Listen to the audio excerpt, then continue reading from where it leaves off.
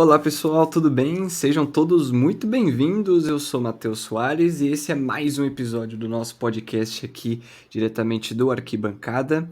Eu já falo, né, com o nosso convidado, mas vamos fazer toda aquela iniciação. Já vou apresentar ele que tá aqui ao meu lado, o Luigi. Luigi, seja muito bem-vindo a mais um episódio e vamos lá, espero que seja uma excelente conversa aqui com o nosso entrevistado. Bom dia, é um prazer estar aqui de novo para mais uma entrevista. Espero que todos estejam bem. É um prazer estar aqui com você, Matheus, com você, Isabela, e com o nosso convidado que já vai ser apresentado. Espero que todos estejam bem. Vamos que vamos. É isso, vamos que vamos e apresentar também ela que está logo aqui embaixo. Isabela, seja muito bem-vinda também. Mais um episódio nosso que estamos juntos e é isso. Como é que você está hoje? Bom dia, Matheus. Bom dia, Luíde. Um bom dia também para o nosso convidado e também um bom dia, boa tarde, boa noite para quem estiver nos assistindo depois. Espero que seja uma ótima conversa também. Espero que todo mundo esteja bem.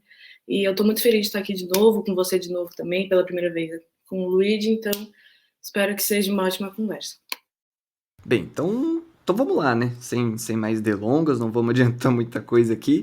E vamos introduzir ele, que veio de Caiçara de Santos, jornalista e é setorista do Esporte Clube Corinthians Paulista, também conhecido como Timão, né? O time do povo, repórter e comentarista da Gazeta Esportiva e nas horas vagas crítico esportivo no Twitter. Estamos falando dele, Thiago Salazar. Thiago, seja muito bem-vindo ao nosso podcast, uma honra ter aqui você e por favor, né, se apresente para o pessoal que não te conhece.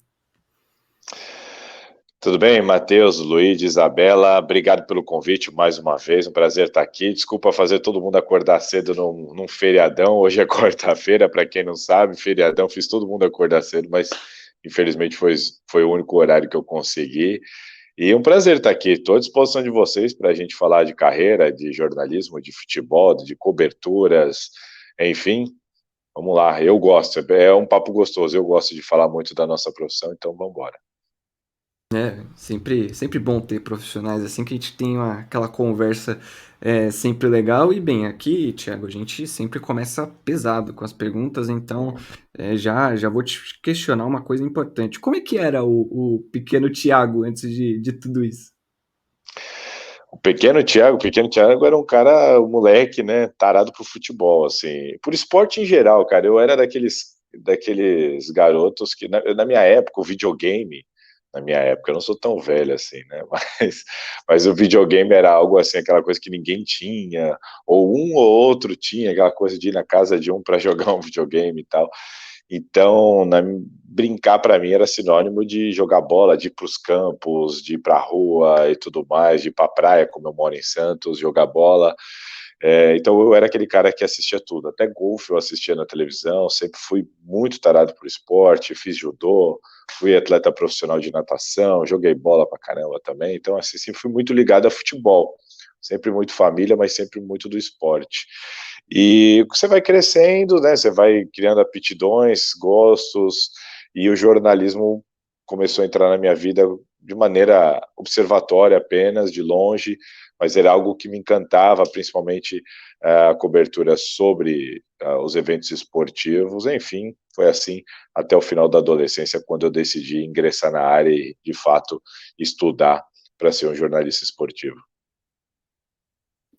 Você está comentando que o esporte sempre esteve presente na sua vida, desde criança, né, e já na adolescência já teve interesse em entrar na faculdade de jornalismo. Você teve alguma motivação, seja alguma pessoa ou alguma situação para que você quisesse seguir nessa sua carreira, na sua profissão? Não, tudo para mim aconteceu assim, por decisão própria. Na minha família, inclusive, há muitos advogados, na época pesou muito isso, pensei em fazer direito. O meu pai é analista de sistemas, programador, e eu lembro quando jovem, eu cheguei a fazer o curso de programação, acabei até me formando no Senai, um curso do Senai sobre isso, é, numa tentativa dele até de, olha, aqui é uma área que ele já poderia até me inserir de começo e tudo mais, mas não, eu acabei sendo induzido por uma decisão própria mesmo, personalidade minha, e talvez o que tenha me influenciado, sim, era esse gosto pelo esporte, principalmente pelo futebol, e por estar sempre muito inserido a isso. Por exemplo, como eu disse, eu sempre estive envolvido com esporte. Comecei a fazer natação com uns 6 anos de idade, virei nadador profissional, viajei aí por aí, nadando, competindo mesmo, campeonatos paulistas, brasileiros. E eu tenho 2 irmãs que também tomaram esse rumo. Eu tenho uma irmã também campeã brasileira, pré-convocada para a Olimpíada do Rio, quando aconteceu. Então a gente em casa sempre respirou muito esporte, sabe? Todos, assim, era o papo, era a conversa, fazia parte da rotina. Eu jogava muita bola pelos times aqui dos bairros, os contras, viajava jogando. Então, o que eu acho que me influenciou mesmo foi um gosto, uma aptidão, uma vivência de esporte sempre muito grande. E eu vou te falar que eu só comecei a pensar no jornalismo lá para o final da adolescência, assim, sabe, já tinha 16 anos completos, para frente, 17, quando você tem que começar a pensar, e aí, vou fazer vestibular, o que eu vou fazer da minha vida?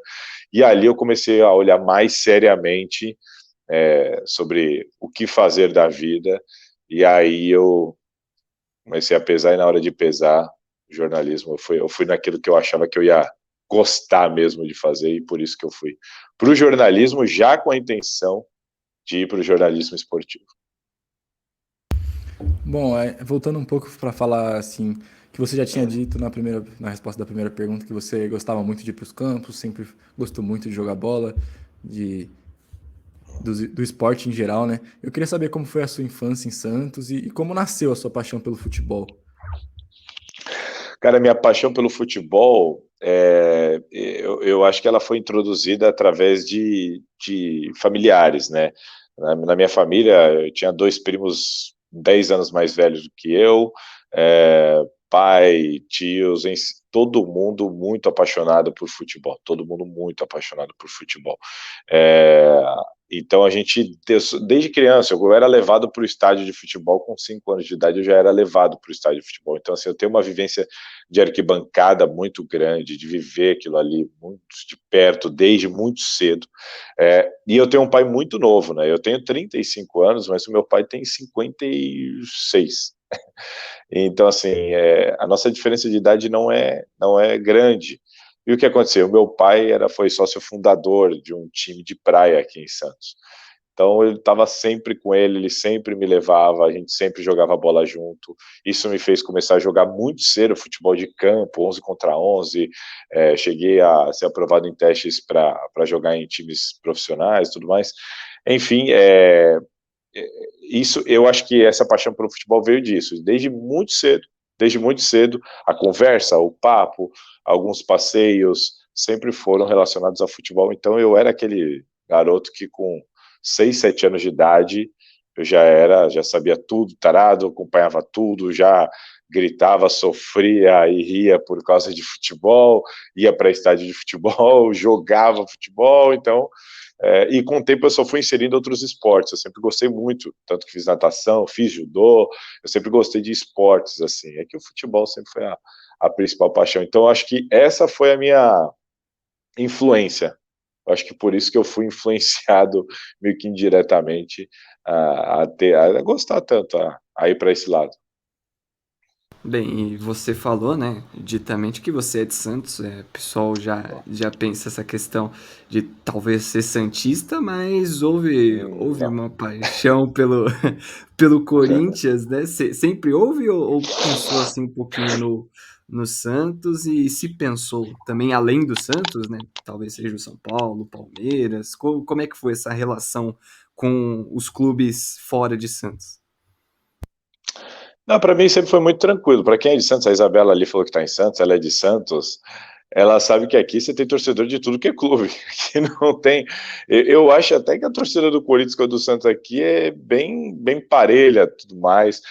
Quando tem Corinthians campeão, vai todo mundo para a Praça da Independência. Quando tem Palmeiras campeão, tem gente também na Praça da Independência. O Santos, claro, esse time da cidade. Então, assim, Santos está muito perto de São Paulo, né? Muito próximo. Nós estamos aqui a 45 minutos de São Paulo, é muito perto. Então, nunca teve essa coisa muito relacionada ao Santos só por ser o time da cidade.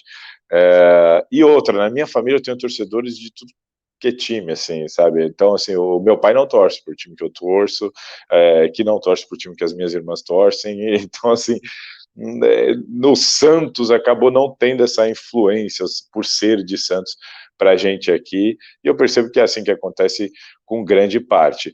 E na profissão, isso nunca me influenciou em nada, até porque foi uma decisão que eu tomei logo de começo, assim. Eu sempre gostei muito do jornalismo, muito. E eu percebi desde o começo que eu não estava ali só porque eu torcia para um time e porque eu gostava de jogar futebol. Não, eu queria fazer jornalismo, dentro do esporte, claro, mas fazer jornalismo. Então, uma decisão que eu tomei, por exemplo, é nunca me apegar tanto ao time que eu torço quando estiver falando do meu lado profissional. Então, por exemplo, hoje em dia, quando eu comecei, isso não tinha muito, na verdade eu acho que nem tinha, mas hoje em dia existe muito site segmentado, cobertura segmentada. Então você tem o Meu Timão, Nosso Palestra, Diário do Peixe, Arquibancada Tricolor, estou falando aqui para citar os de São Paulo. E naquela época não tinha, né? A gente chegava e queria trabalhar na Globo, Lance, na Folha, enfim, você queria trabalhar nos grandes veículos. E o meu objetivo sempre foi trabalhar bem e tudo mais, fazer muito bem o meu trabalho e conseguir alcançar coberturas que me dessem algum tipo de satisfação, que fossem bacanas, viver novas experiências. Então eu queria cobrir Copa do Mundo, eu queria entrevistar diferentes atletas de diferentes esportes, inclusive, mas grandes atletas do futebol e tudo mais. Então eu nunca me apeguei, tanto que eu não dou nem publicidade ao time que eu torço. Você entra nas minhas redes sociais, não tem uma foto minha com a camisa do time que eu torço, porque infelizmente aqui no Brasil é muito difícil isso, não sei se a gente vai abordar esse assunto, mas quando você escolhe levar o seu time de coração para a profissão, eu acho que você acaba fechando algumas portas. Então, vou dar um exemplo que eu cubro o Corinthians. Mas o Vessone, que é um grande amigo meu, ele tomou essa decisão. Não, eu quero cobrir só o Corinthians. Que eu respeito muito, não tem certo ou errado, é uma coisa de cada um, é o sonho dele. Mas eu, quando comecei, pensei, se eu escolho um time, por exemplo, talvez eu não cubra uma Copa do Mundo, né? Talvez eu não cubra uma Olimpíada, talvez eu não cubra uma Copa América. Poxa, eu queria viver essa experiência, sabe? Então, por isso que essa situação que você me perguntou do time de coração, eu sempre deixei do lado. Então, assim, claro, todo mundo tem um time, e claro que eu vivi em arquibancada e tudo mais, mas quando eu estou trabalhando. Sempre põe isso na minha cabeça. Tento sempre não misturar as duas situações. Aproveitando que você está falando dessa questão do time, de separar o time da carreira profissional, queria perguntar se você sente que você sai da sua zona de conforto quando você comenta sobre outros times além do Corinthians, já que você já começou a sua carreira logo comentando, sendo setorista somente do Corinthians. Quer dizer, não começou, também teve do Santos, mas se você sente que você sai da zona de conforto quando você comenta sobre alguma outra coisa, assim, alguma outra área do esporte, alguma outra área do futebol. Entendi. Então, eu não me sinto saindo da zona de conforto. Eu sinto que eu saio da zona de conforto quando eu tenho que falar sobre algo que eu não estou tão por dentro. Como eu sou setorista, e setorista é sempre aquele responsável, sempre aquele que tem as notícias de bastidor, os principais contatos dentro daquele clube que ele está cobrindo e tudo mais, é sempre muito confortável falar do time que você está cobrindo, porque você tem informações, você tem embasamento, você tem conhecimento, você conversa com as pessoas. Então você sabe muitas vezes um assunto que está pegando, mas você sabe a real, a verdade, aquilo que ninguém sabe, ou aquilo que nem você pode falar, mas que influencia na sua opinião. Então eu acho que isso é que me traz conforto e segurança para falar. Por que eu estou te falando isso? Eu fui setorista do Santos por 6 ou 7 anos. Depois eu fui setorista do São Paulo por 3 anos. E eu sou setorista do Corinthians de 2018, meio de 2018 para cá, né? As coisas, então já tive experiência em 3 grandes clubes daqui. Cobri Copa América, cobri Copa do Mundo, vou cobrir mais uma Copa do Mundo agora. Então eu tive muita experiência além do Corinthians. Então eu me sinto muito confortável. Hoje eu sou setorista do Corinthians, mas eu me sinto muito confortável para falar dos outros times, dos outros clubes e de tudo mais. O que pega para mim, o que me tira da zona de conforto, é se porventura eu for colocado, eu for questionado questionado sobre um assunto que talvez eu não esteja por dentro. E aí pode ser qualquer coisa, então pode ser assim, se vier me perguntar do jogo do Palmeiras que aconteceu ontem, eu vou te falar tranquilamente, porque eu estou sempre de olho, acompanhando, e ontem eu assisti o jogo todinho, acompanhei a coletiva, então estou preparado para falar sobre isso, então não me importa que é o Palmeiras, o que importa é que eu estou preparado para falar sobre isso. O que eu me sinto desconfortável é ter que comentar um assunto que eu não estou tão por dentro. Isso me incomoda bastante, tanto que quando eu estou na bancada como comentarista aí, eu sei que eu vou ter que falar sobre todos os assuntos, eu tiro aquele dia praticamente para estudar todos os assuntos, olhar bem como é que está o São Paulo, como é que está o Santos, se eu não estiver na cobertura deles, aí eu vou lá, vejo estatísticas, acompanho, leio matérias, ligo para amigos jornalistas, se for um caso de eu perceber, opa, vou ter que falar de um assunto que eu não estou por dentro, eu trato de me inteirar e estudar aquele assunto para ir preparado para a televisão, para o programa, porque é isso que me tira da zona de conforto, falar de algo que eu não estou por dentro. Bom, você falou que hoje você é setorista do Corinthians, mas você também já foi setorista do São Paulo e do Santos. Falando dos 7 anos que você cobriu o Santos, que é o time da sua cidade, onde você cresceu, mora até hoje, como foi a experiência de cobrir o Santos por um longo tempo, porque 7 anos não é um tempo bom, como foi essa experiência para você?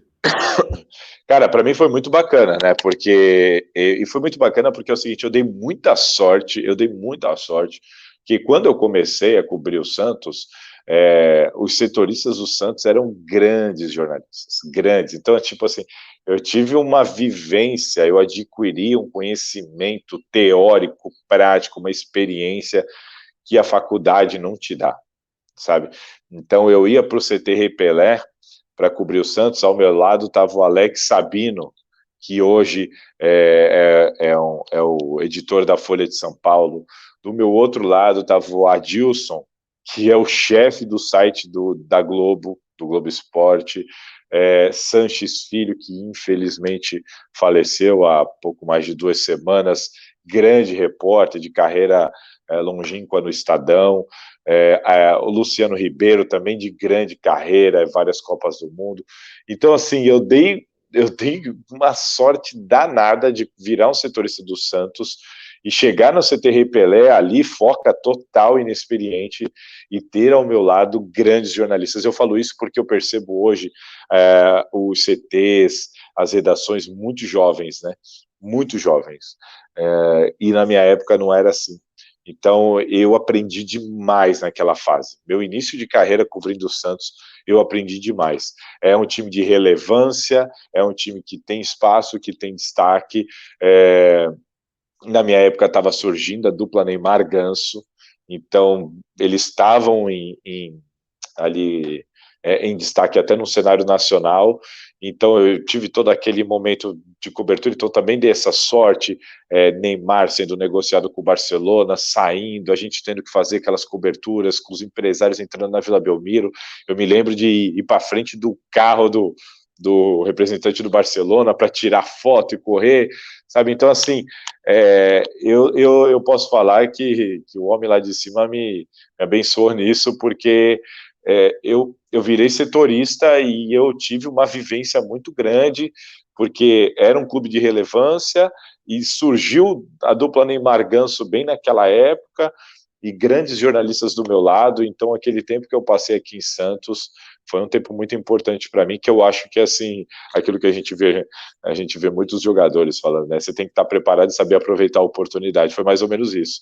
Eu vi ali a oportunidade, e eu acho que eu soube aproveitar, porque como setorista do Santos, eu tive proposta da Tribuna aqui, que é o maior jornal daqui da cidade, assim, um jornal centenário, eu tive proposta da Globo para cobrir o Santos, acabei não indo por motivos pessoais, mas enfim, e aí a Gazeta Esportiva me chamou também eu virei correspondente da Gazeta Esportiva, e já em 2014 comecei a cobrir uma Copa do Mundo aqui, acompanhando Costa Rica, México, Bósnia, os países, as seleções que estavam aqui na Baixada Santista, e isso aí me deu a oportunidade que era para fazer o que eu queria, que era ir para São Paulo e ter novas experiências. Eu conseguia, por causa disso, por causa muito do trabalho que eu fiz no Santos. Então, se eu fui para São Paulo, se eu chamei a atenção de outros lugares, se depois eu virei setorista do São Paulo, do Corinthians, fiz Copa América, Seleção Brasileira, se eu fiz tudo isso,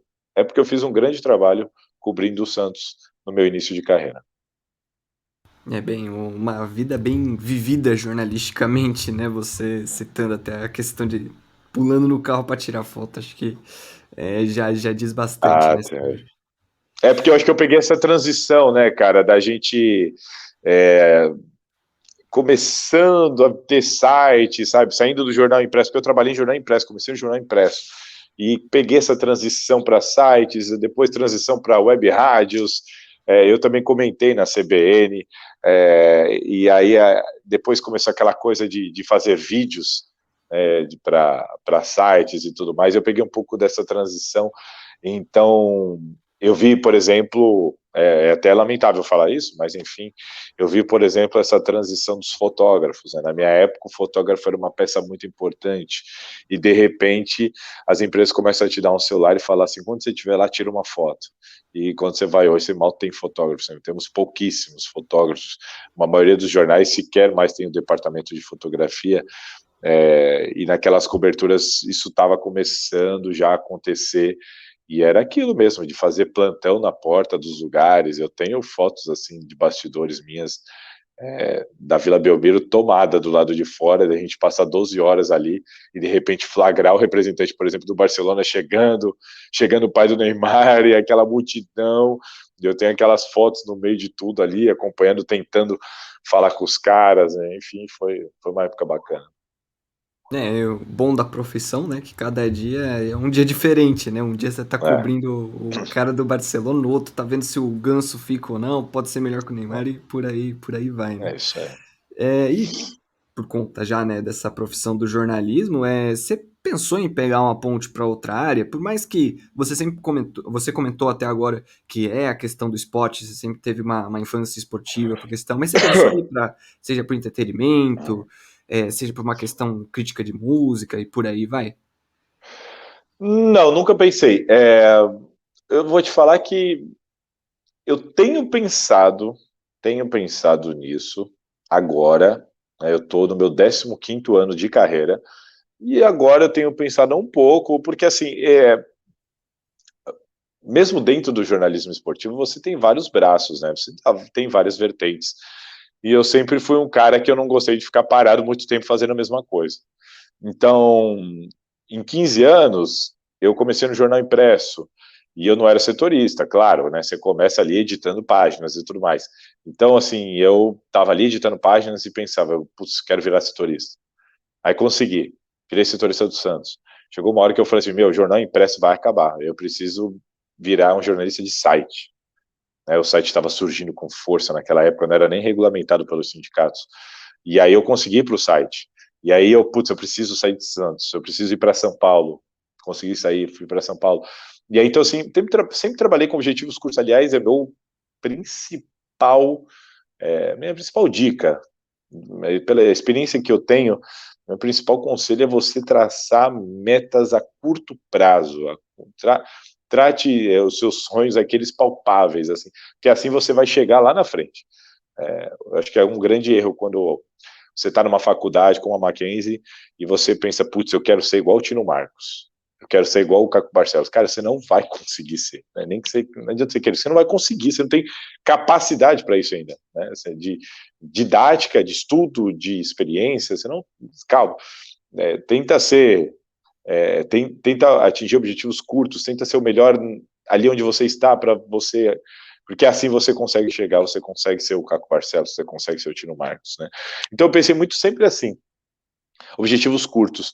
Então aí eu quis ir para São Paulo, e aí, enfim, as coisas foram acontecendo, quis ser setorista do Corinthians, de repente eu quis migrar para a televisão, algo que eu não pensava no início da carreira, migrei para a televisão, e meu atual objetivo era cobrir uma Copa do Mundo fora do Brasil. Eu já tinha feito coberturas aqui, e aí eu vou agora, né? Eu fui escolhido pela Gazeta Esportiva, vou para o Catar, ficar 40 dias cobrindo a Copa do Mundo, vivi experiência de Granja Comari de um mês, cobrindo Copa América e tudo mais. E hoje em dia, cara, eu penso muito nisso, assim, depois da Copa do Mundo, eu penso em sentar e ver o que eu vou fazer. Eu não penso em sair da área de comunicação, mas eu não descarto mudar meu tipo de cobertura, almejar outras coisas, talvez me fixar como comentarista, quem sabe comunicação interna, comunicação empresarial, são coisas que eu não descarto, penso, estou sempre olhando, são situações que eu morar talvez fora do Brasil, é algo que eu também não descarto, que eu penso, então eu nunca pensei ainda, pelo menos não pensei em sair da área de comunicação, do jornalismo e tudo mais, mas já no meu 15º ano de carreira, eu tento dar uma olhada para ver como é que as coisas estão se desenrolando. Mas para o passado, para trás, não. Sempre dentro do jornalismo, sempre almejei crescer dentro da área. Você comentou que começou no jornal impresso, mas aí depois, quando você percebeu que o jornalismo estava evoluindo, o jornal impresso poderia acabar. Você atualmente trabalha muito no Twitter e no Instagram, postando as notícias. Como é que você avalia essa mudança no jornalismo com a chegada das mídias sociais, essa evolução? Eu acho que muitas empresas não se prepararam devidamente para isso, porque basicamente é o seguinte, a gente vendia notícia, né? Você trabalhava para vender uma notícia, porque para consumir, o consumidor precisava pagar por essa notícia. Ele tinha que ir na banca, literalmente, dar o dinheiro dele e comprar para poder ler e ter acesso.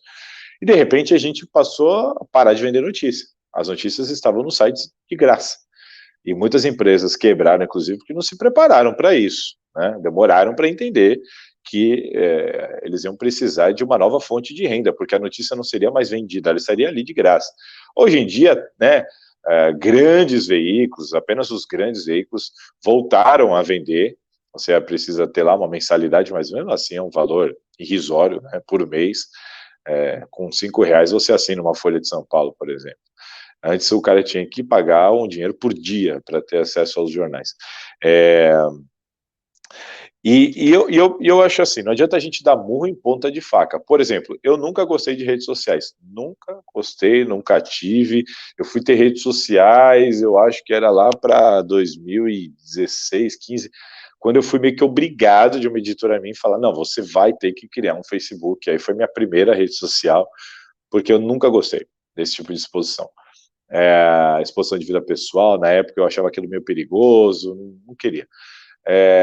Mas não adianta dar burro em ponta de faca, é isso que eu falo, você tem que se manter antenado, você não pode ficar para trás. Eu lembro que eu via também, eu tive esse exemplo de como não agir dentro de uma redação, porque eu via caras ali resistentes, sabe, resistindo às novas tecnologias e às modernidades.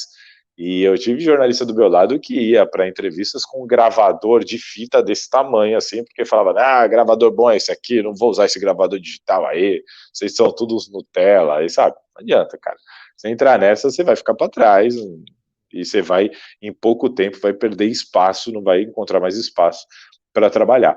Então, isso me preocupava, eu olhava aquilo e falava, eu não posso ser esse cara, porque eu vou fechar portas, Então hoje você vê aí, eu me convenci, entrei nas redes sociais depois de todo mundo, meus colegas setoristas todos já tinham rede social, quando a Gazeta chegou para mim e falou, você vai ter que criar um Twitter, e acho que há 2, 3 anos chegou para mim e falou, você vai ter que criar um Instagram, e eu pelo menos não me opus, eu falei, bom, então o que eu faço hoje é me informar. Eu leio, eu pergunto para os especialistas lá da Gazeta do Departamento de Mídias Sociais, como é que tá. Por exemplo, o Instagram recentemente está mudando todo o algoritmo deles, agora eles querem vídeos curtos, então eu tento me adaptar, eu estou pensando em como me adaptar a isso. Então, mesmo não sendo fã de redes sociais, eu tento usar elas da melhor maneira possível, porque eu tenho para mim que não adianta eu querer ser aqui o Rambo das redes sociais, não adianta eu querer dar murro em ponta de faca, porque é um caminho sem volta, é importante é importante saber usar. Então, eu acho que temos de estar preparados, assim como os veículos têm de estar preparados para, de novo, não sofrerem aquilo que eles sofreram na transição do impresso para o site, quando muito jornal do Brasil fechou, muito faliu, fechou, muita gente ficou sem emprego. Acho que a gente tem que tomar cuidado, os grandes veículos e até os pequenos, enfim, todos têm de estar preparados porque o jornalismo está mudando rapidamente.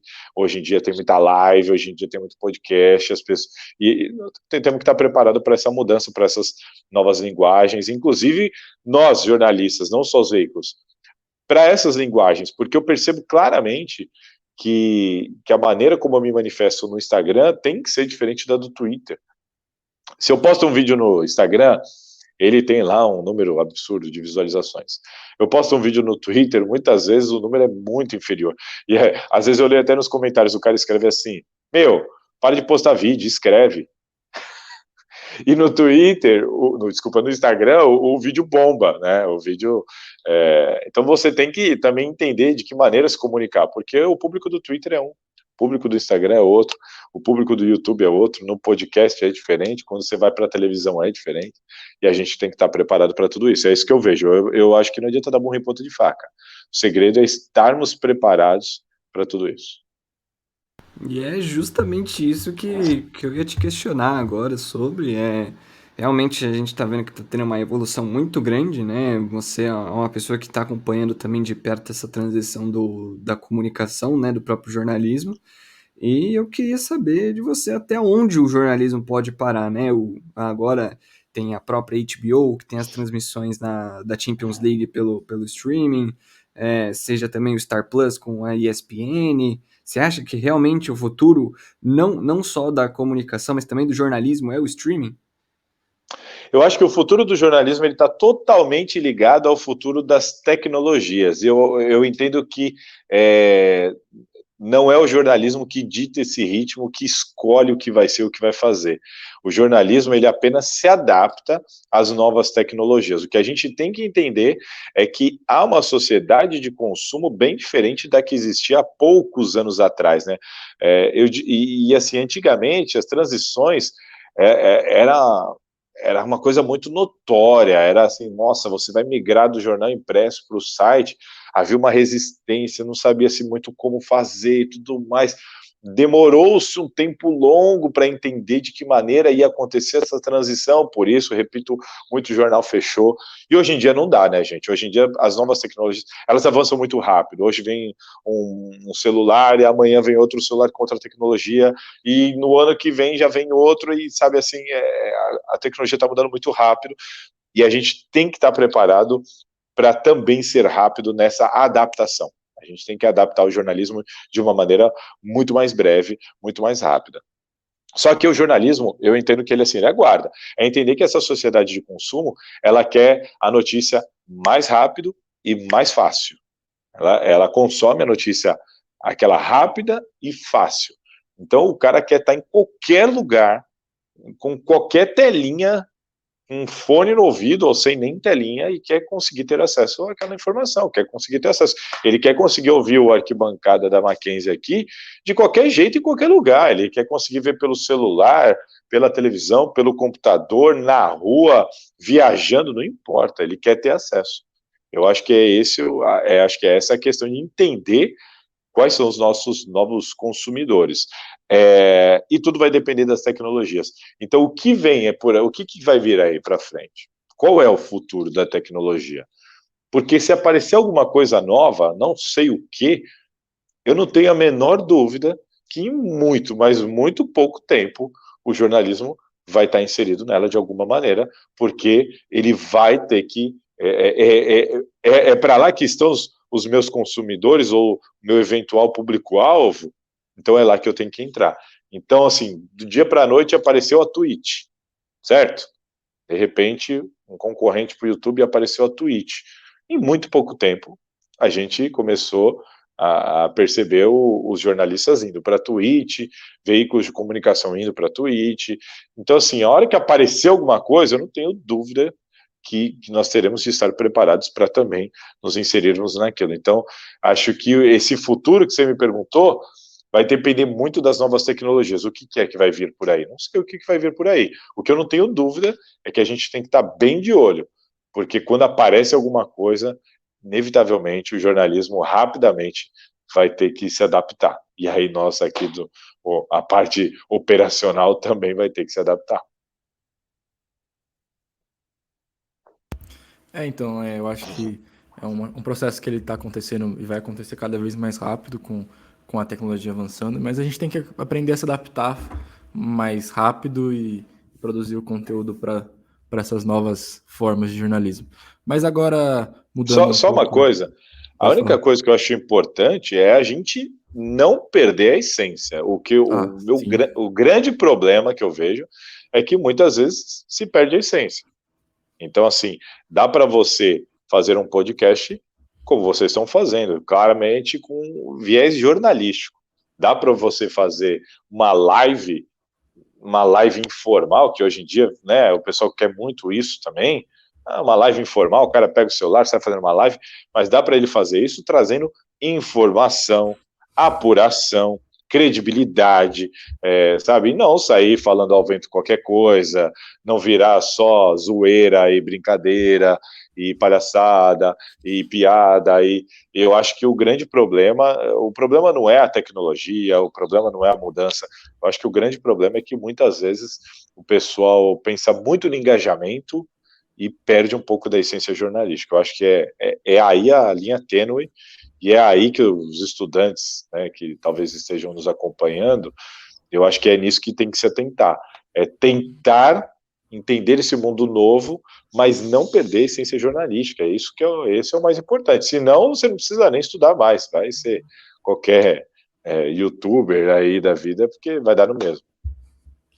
Então, acho que também é realmente muito importante isso que você citou, da gente não perder a essência do jornalismo, porque se a gente perder essa essência, acho que qualquer forma de vídeo ou de transmitir essas informações vai acabar, não acabando, mas vai virar a mesma coisa, né? O pessoal que simplesmente chega na internet e faz vídeo, e não a gente que se estuda e tudo mais para ser jornalista. Mas agora, mudando um pouco de assunto, falando que a gente já falou antes que você já foi setorista de 3 dos grandes 4 clubes de paulista aqui de São Paulo. Eu queria saber qual deles, assim, você mais gostou de estar próximo ali no dia a dia, de ir no CT, de acompanhar os jogos, e qual foi o mais importante da sua carreira, assim, e para você pessoalmente também? Mas essa é a sinuquinha de bico essa, né? Cara, eu acho que os três foram muito importantes para mim, são muito importantes, e eles têm peculiaridades. Por exemplo, o Santos, ele nunca me deu uma audiência, muito espaço, né? Porque o Santos, infelizmente, a gente muitas vezes não ele tinha menos espaço nas publicações porque dava menos audiência, porque a torcida é menor e ponto. Mas foi um clube que me alçou, foi extremamente importante para minha carreira, extremamente importante para minha carreira, porque foi dali que eu consegui alçar e chegar em objetivos que eu queria. O São Paulo também foi muito importante, porque o São Paulo é a minha primeira experiência em São Paulo. É a hora que eu consigo literalmente sair de Santos para São Paulo, que era um grande objetivo, e eu vou para o São Paulo, é a minha primeira experiência, é o clube que me abriu essa porta, e quando eu chego, quem assume? Rogério Ceni. Eu também dei essa sorte de chegar lá acontecendo isso, o Rogério Ceni virando técnico, então fiz toda aquela cobertura, estava lá na primeira coletiva do Rogério Ceni como técnico e tudo mais. E o Corinthians, por ser o Corinthians, né? Clube de massa mesmo. Desculpa meu cachorro aqui, acordou. Meu Corinthians é clube de massa, então o Corinthians me trouxe uma visibilidade muito grande, uma responsabilidade enorme. Passei a ter oportunidades na televisão por causa disso também, crescimento em redes sociais e tudo mais. O Corinthians me trouxe uma visibilidade muito grande. Então, cara, eu não consigo escolher, porque assim, os três foram fundamentais na minha carreira, fundamentais na minha carreira. Foram 3 momentos importantíssimos e cada um tem uma peculiaridade. A torcida do São Paulo é uma torcida que, por exemplo, de redes sociais, ela é muito mais branda do que a do Corinthians e que a do Santos. O Santos é uma torcida que te cobra muito porque ela tem essa coisa dentro de vocês só falam dos clubes de São Paulo, vem falar do Santos e tudo mais. O Corinthians, por ser uma coisa gigantesca, né, esse clube de massa gigante que traz uma visibilidade, uma repercussão muito grande de tudo que você faz, uma pressão também muito grande. Então, acho que o que dá para perceber assim são as peculiaridades de cada clube, como eles são diferentes, como as torcidas, as reações, como cada um tem o seu jeito de ser, mas não tenho uma preferência não nesse sentido, não tenho um que eu gostei mais. Os três foram muito muito importantes para mim, cada um no seu tempo, cada um com a sua importância. O que sem dúvida é fato é que cobrir clube é muito mais difícil que cobrir seleção. Você comentou um pouquinho, voltou um pouquinho, quando você estava sendo setorista do Santos, do São Paulo. Como é que foi o seu início de carreira na profissão de jornalista? Como é que você lidou com esse início? Cara, para mim foi desbravador, assim. Uma coisa que eu fiz e eu aconselho a fazer é olhar muito para o lado, buscar bons exemplos, como eu disse que eu tive, né? Adquirir experiência com essas pessoas. Eu fazia muita pergunta, assim, sabe? Já virei amigo dos caras, então eu ficava olhando como que eles agiam naquelas situações, né? Como que eles faziam, de repente a torcida tá ali querendo pegar todo mundo de porrada, querendo pegar os jornalistas, e eu olhava para eles, para ver como é que eles vão agir, né? Então, porque aí você toma os cuidados, o que eu posso fazer, o que eu não posso fazer, e nessa situação, e de um jogador de repente te confrontando, sabe? Como que você vai agir quando um jogador te confrontar? Porque a gente tem que tomar muito cuidado, né? Não é uma briga de rua, né? Você não pode falar qualquer coisa, não pode tomar qualquer ação. Então, nesse início de carreira, eu olhei muito para o lado, eu busquei grandes exemplos, eu assistia, eu me lia, eu via meus amigos mais velhos ali do lado, então eu busquei muito aprendizado, conversava, perguntava sem medo de perguntar. Você não pode ser vaidoso, evite ao máximo, não pode ser vaidoso, adquira o máximo de experiência, adquira aquilo para você, que aquilo vai ajudar muito. E da minha parte, eu procurava desbravar, eu queria me destacar, eu queria fazer um grande trabalho. Então, primeiro dia como setorista, vai ter coletiva, sei lá, eu nem lembro, se eu não me engano foi do Robinho, e eu sentei na cadeira, quem pergunta? Robinho, sabe? E manda bala. Eu acho assim, é muito importante você ter personalidade, você ser destemido, não ficar com, sabe, como a gente fala na gíria atual, não se emocionar. É muito importante não se emocionar, não estar ali preocupado com a fotinha que você vai postar no Instagram para mostrar para os seus familiares.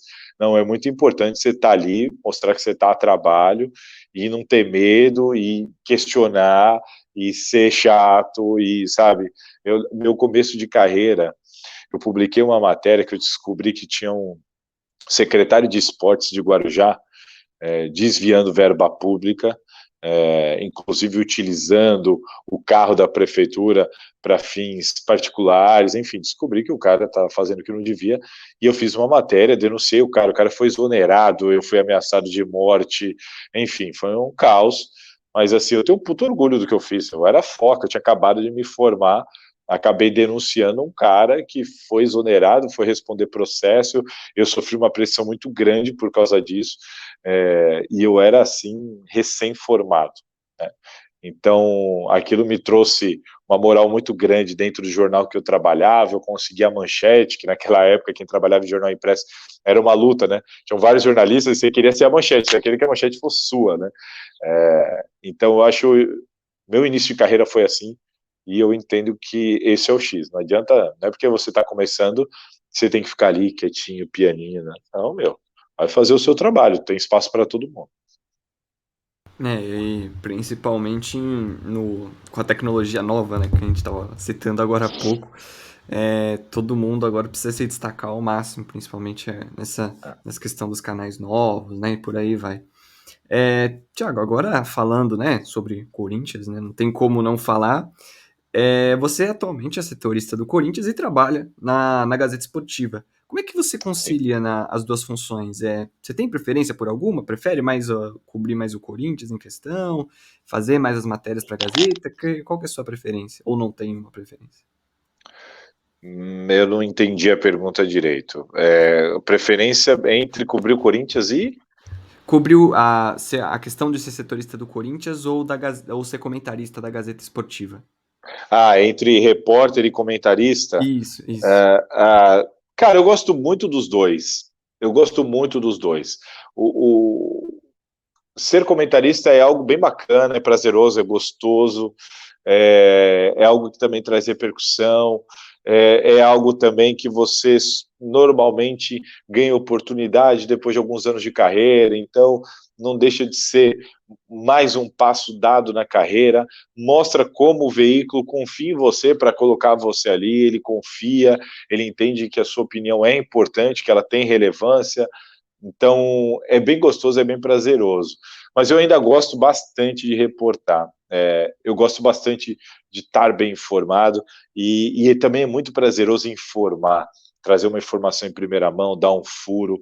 É muito gostoso você ter credibilidade e você ter a confiança de quem consome as suas notícias, porque sabe que você traz informação e tudo mais. Então, eu ainda gosto bastante dos dois. Acho que cada vez mais a gente vai ter que se dividir nisso. Hoje em dia, você vira um comentarista nem que você não queira, dentro das suas redes sociais, por exemplo, porque as pessoas, inclusive, te cobram por isso. Então, acho que hoje o segredo é tocar das duas maneiras. Mas uma coisa que eu gosto muito de fazer ainda é estar em loco. Não tem nada, a sensação de você estar em loco é a das mais legais do jornalismo esportivo e é a que mais te proporciona oportunidades para fazer uma grande matéria, para trazer uma informação em primeira mão, para estar bem informado e para te dar embasamento até para dar opinião e comentar. Então, estar em loco, para mim, é o que eu mais curto. Assim. Então, vai ter uma final mega importante, uma decisão, um jogo assim, assim, assado. E não só jogo, por exemplo, na última vez que a torcida do Corinthians protestou de maneira mais forte contra o time, eu não sei se vocês vão lembrar, quando eles esperaram o time no aeroporto e correram para pegar os caras de porrada mesmo, os jogadores tiveram que correr para dentro do ônibus, aquela loucura. Eu era o único jornalista, inclusive estava ao vivo no Mesa Redonda, que estava lá no aeroporto. Então, estávamos lá em loco na hora e flagramos aquele momento com exclusividade ainda.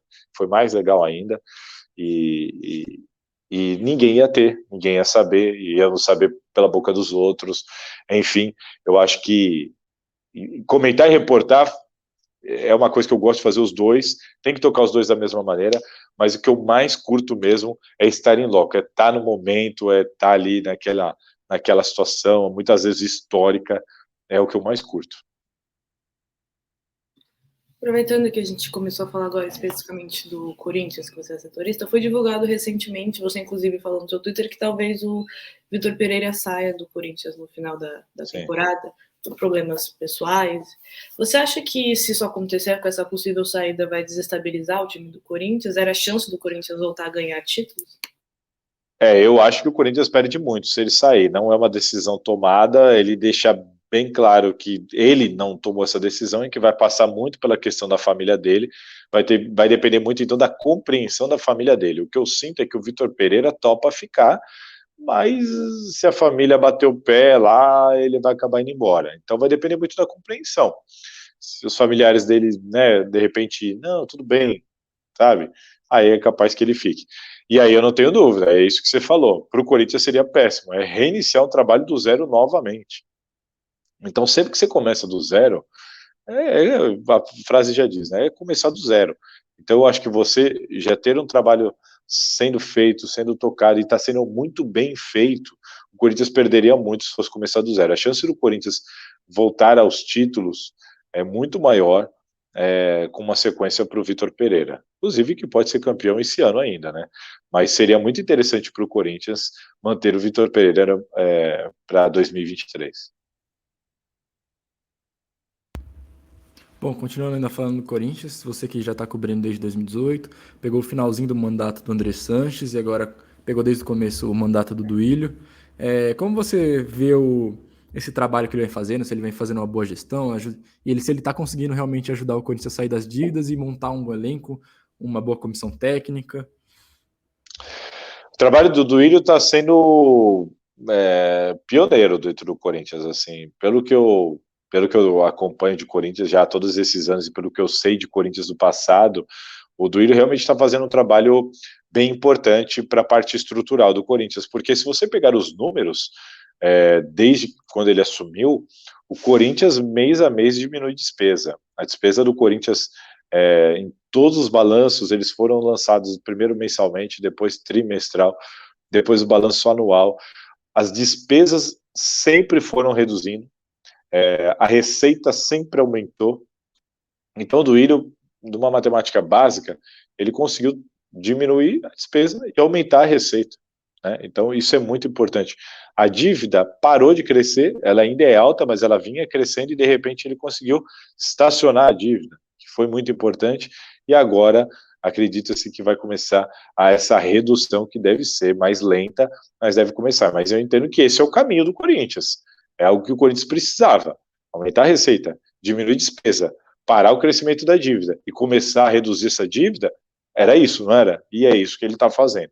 Então, acho bem importante, acho interessante a escolha de comissão técnica dele. É claro que o Duílio erra também, é óbvio, mas eu estou dizendo que, a grosso modo, ele tem acertado bastante, pelo menos na linha de raciocínio, eu não tenho dúvida que ele tem acertado.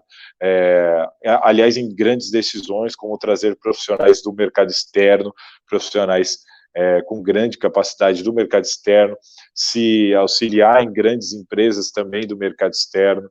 Eu só acho que o Corinthians errou grande na montagem do elenco. Se preocupou em grandes estrelas, tudo bem, trouxe um potencial técnico muito grande, mas deixou o time muito desequilibrado, né? Jogadores muito veteranos, com jogadores muito, mas muito jovens, falta peças de reposição para muitas posições e muitas vezes, então acho que claramente o elenco ficou desequilibrado, não foi montado da melhor maneira, e aí é um erro da diretoria de futebol e também do Duílio.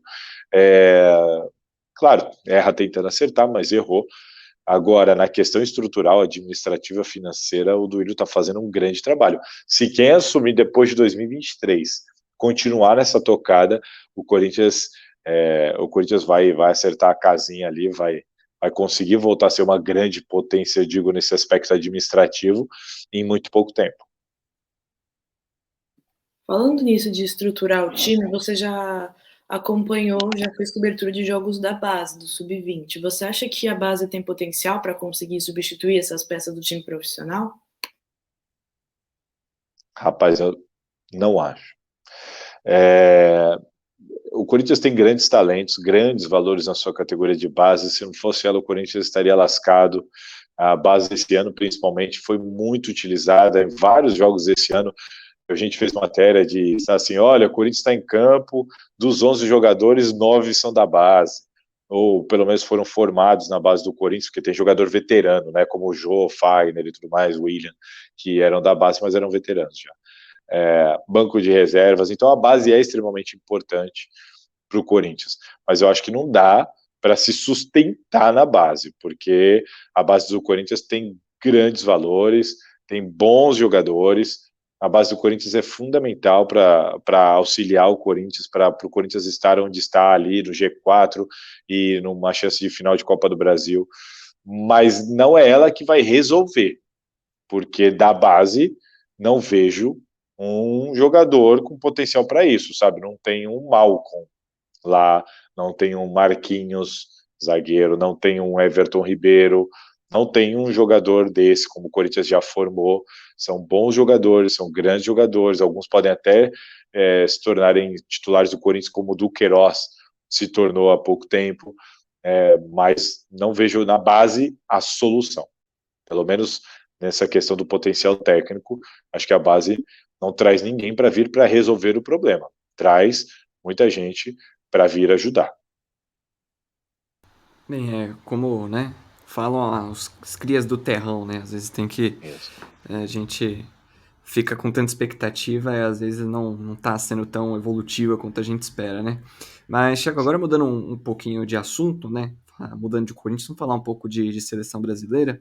Eu vou te fazer duas perguntas. Eu vou começar com uma primeira, em questão sobre um tweet seu em 2020, falando sobre falando sobre o Kaká. que foi a questão de 2001 do melhor do mundo com o Figo e 2006 com o italiano Cannavaro. Eu queria só que você comentasse um pouco sobre, lógico, a gente... Me lembro que eu escrevi, que Eu vou... Você tinha colocado que o Kaká tá entre os 3 piores vencedores da bola de ouro. Aí você comenta que teve o Figo em 2001, o Cannavaro em 2006 ah, e em 2007 teve o Kaká. isso, o Aí, pessoal ficou bravo, os São Paulinos ficaram bravos pra caramba. exatamente que eu ia falar sobre, né? Você até falou sobre as redes sociais e tal. Tem Aí eu coisa que queria a gente tuita assim, antes de apertar você já pensa assim, nossa, isso aqui vai dar merda, mas... Então, eu queria que você comentasse um pouco sobre, né? Teve até um pouco de repercussão, teve matérias até sobre, mas eu Sim. queria que você falasse um pouco Não, mas sobre é essa porque e assim, não foi, o pessoal confunde, né? Quando a palavra piores, eu acho que assusta, né? Um dos 3 piores, mas peraí, um dos 3 piores eleito o melhor do mundo, ou seja, não tem ninguém ruim ali, né? Todo mundo ali jogou pra cacete, inclusive o Kaká, inclusive que eu ouvi o Kaká desde o começo, e o Kaká foi um grande jogador, foi melhor do mundo, gente, então não tenho o que falar, né? Mas é que ele tá ali, quando você fala assim, vamos comparar os jogadores que foram eleitos melhores do mundo, cara, só tem craque, né? Só tem gênio da bola. E eu lembro que eu nem lembro porquê, mas a gente estava falando dessa questão da bola de ouro. Eu acho que a gente estava no dia ou no mês da bola de ouro e esse era o assunto. E rolou essa discussão na redação. Eu só levei ela para o Twitter. Essa discussão rolou na redação, né? Quem foram os 3 melhores bolas de ouro que você viu, tal? E quem foram os 3 piores? E aí o pessoal começou, eu acho que, putz, os 3 piores, acho que fulano, fulano, fulano, e começou todo mundo a falar, assim, na redação, e eu levei isso pro Twitter, nossa, aí... E aí, como tudo no futebol, e principalmente no Twitter, o pessoal é tomado pelo clubismo nesse sentido, né? Então, se você fala que é o Kaká, é óbvio que o São Paulino vai se magoar porque ele era do São Paulo e ponto. Ponto, não tem. O cara não quer saber de avaliação. Ele era do São Paulo, o cara gosta do cara, é ídolo do cara, ele não vai concordar com você, não tem jeito. Então, se fosse o Dudu no lugar do Kaká e eu falasse o Dudu, os São Paulinos não iam ficar bravos e os palmeirenses iriam ficar bravos. Então, assim, você tem que já estar preparado para ignorar grande parte dessas revoltas, né, que você sabe que são seletivas por causa do clube. E eu acho isso mesmo, assim, quando você pega a lista de melhores do mundo, você vai comparar o Kaká com Ronaldo, Romário, Rivaldo, Messi, Cristiano Ronaldo, e aí, né, e Cannavaro, Figo, e aí você começa, e aí se você pegar esses caras, dá para você fazer uma lista de quem você acha, né, entre eles, quem jogou mais, o Kaká ou o Messi? Bom, eu acho que foi o Messi. O Kaká ou o Ronaldo? Eu acho que foi o Ronaldo. O Kaká ou o Cristiano Ronaldo? Eu acho que foi o Cristiano Ronaldo. E aí você começa a montar ali, e dentro dessa análise fria e calculista do que eu vi, do que eu assisti, eu acho que o Kaká está abaixo aí de grande parte. Eu acho que o Kaká está ali junto com Figo, Kaká e Cannavaro, né? Mas, por exemplo, eu acho que o Kaká jogou muito mais que o Cannavaro. Nessa lista de 3, para mim o Kaká jogou muito mais que o Cannavaro. Mas se me pergunta, é que a pergunta foi quem foram os 3 piores, né? Piores, né? Os 3 piores entre os melhores do mundo. E aí eu acho que o Kaká tá nessa parte final da lista. Apesar de ter jogado muita bola. Sim, foi um comparativo, eu queria mais só para saber sua opinião, nada de puxar vago, essas coisas, né? E indo agora para a seleção brasileira, né? A gente está pertinho da Copa aí, faltam 73, 72 dias para a Copa do Catar, e eu queria saber sobre a sua expectativa, né? Brasil vai ser hexa, queria saber sua análise um pouco sobre a Copa do Mundo de 2022. É que a gente não pode cravar nada porque tudo pode acontecer do nada, né? Então, assim, a gente já teve casos. O Brasil na Copa de 2002, o Emerson era capitão e num rachão lá quebrou o braço. O Neymar na Copa América que eu estava cobrindo, a gente está assistindo ele treinar e ele quebrou o dedinho do pé e ficou fora da Copa América. Enfim, começa um jogo como a Bélgica e alguém faz um gol contra, como o Fernandinho fez, e de repente tudo muda, né? Um gol contra, assim. Então, assim, difícil prever. Copa do Mundo é jogo único, né, na fase mata-mata. Mas o que eu eu vejo assim, eu analiso, eu vejo o Brasil como o grande favorito. Para mim, o Brasil é favoritaço ao Hexa. Eu vejo o Brasil, França e Argentina como as principais seleções, as principais candidatas ao título. Mas é Copa do Mundo, sempre aparece alguma coisa, sempre aparece alguém. Mas para mim, Brasil, França e Argentina são os principais. Vejo o Brasil como um grande favorito, vejo o Brasil como um enorme potencial para ser campeão. O caminho do Brasil, pelo menos até as quartas de final, para mim é um caminho muito bem trilhado. Acho que o Brasil é melhor que todos os adversários até as oitavas de final. Aí nas quartas de final, vamos ver o que vem. Deve ter uma pedreira nas quartas de final. Mas eu vejo assim, o Brasil tem uma grande seleção. O Brasil tem uma maneira de jogar, um jeito de jogar já muito bem definido, o Brasil chega preparado taticamente, estrategicamente, todo mundo sabe o que tem que fazer, todo mundo sabe como tem que jogar, todo mundo sabe como a seleção brasileira joga, e o Brasil tem grandes talentos individuais. Então o Brasil tem um grande goleiro, tem um grande zagueiro, o Brasil tem ótimos meio-campistas, o Brasil tem excelentes atacantes, está numa grande safra de jogadores individualmente vivendo grandes fases. O Neymar voltou a jogar bem, estava mal, e aí você tem Vinícius Júnior, Antony, Rafinha, agora aí o Pedro, que eu acho que vai para essa Copa do Mundo, enfim, devo estar esquecendo de alguém. O Richarlison, eu não sou muito fã do futebol dele, mas enfim, tá lá. Acho que o nosso grande problema são nas laterais, mas enfim, um grande técnico de futebol. O Tite é um excelente treinador. Eu só espero que ele não cometa o erro de levar o Daniel Alves, mas enfim, o Tite é um excelente treinador, capacitadíssimo. Então, assim, não vejo como muito não dizer que o Brasil é favorito ao Hexa. Vai ganhar? Não vai? Não sei, a gente não sabe. Mas dizer que o Brasil não é um favorito, um dos pelo menos, eu acho meio loucura, né? Temos um grande técnico, esse time joga junto há muito tempo, o técnico está lá há bastante tempo, grandes valores individuais, e eu não vejo do lado de fora, eu não olho para as outras seleções e vejo uma máquina, sabe, como era a Alemanha em 2014, recentemente, né, para falar de um time recente, assim, como era a Espanha em 2010, que você olhava e falava, putz, esse time é diferente, tal. Vejo grandes times, como França e Argentina, por exemplo, grandes times, mas que o Brasil tem totais condições de rivalizar e vencer, inclusive. Então, para mim, acho que essa Copa do Mundo eu vejo como uma grande expectativa para o título. Bom, inclusive, estou muito feliz que estarei lá, cobrindo. Bom, continuando falando da seleção, né? Você disse que no começo da entrevista que uma das coisas que você almejava quando pensava em ser jornalista era cobrir uma Copa América, e você cobriu a de 2019 aqui no Brasil. Isso. E queria saber como foi a experiência como jornalista e como foi realizar esse sonho, pensando que você sempre almejou isso, né? Essa realização profissional. Foi bem prazeroso, porque isso também é um reconhecimento do trabalho. Então você tem lá uma redação cheia de jornalistas, todo mundo quer cobrir esse tipo de evento, e a empresa escolhe normalmente, pelo menos no caso da Gazeta Esportiva, 2 e tudo mais, nesse caso foi um só.